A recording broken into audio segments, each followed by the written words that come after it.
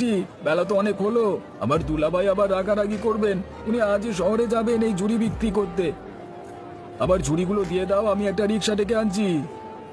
আচ্ছা, সাবধানে যাবেন কেমন?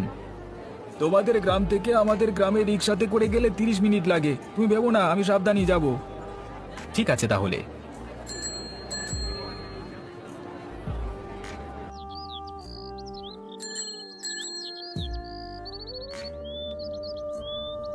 শিউলিমা, শিউলিমা এদিকে আয়। রিক্সা থেকে ঝুড়িগুলো আগে নামা, না হলে তো আমি নামাতে পারছি না।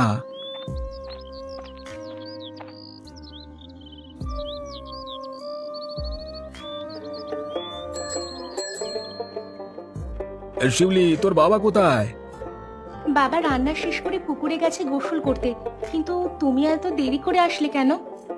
কেন রে মা, তোর বাবা বুঝি দেরি করে আসাতে রাগ করেছেন? না না, বাবা কিছু বলেনি, আমি এমনি জিজ্ঞেস করলাম। যা তো মা, ঝুড়িগুলো ঘরে নিয়ে রাখ। আচ্ছা মামা।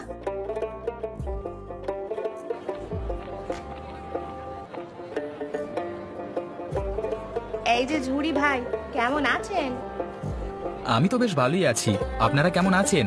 ভেতরে এসে চেয়ারে বসুন।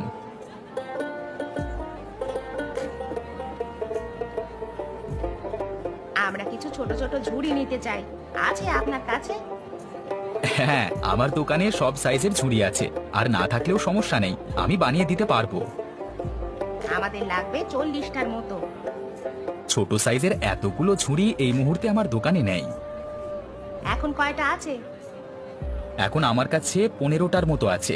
বাকি 25টা আমি কাল পরশুর মধ্যে বানিয়ে দিতে পারবো। পরশু দিলে তো হচ্ছে না, আমার কালই লাগবে।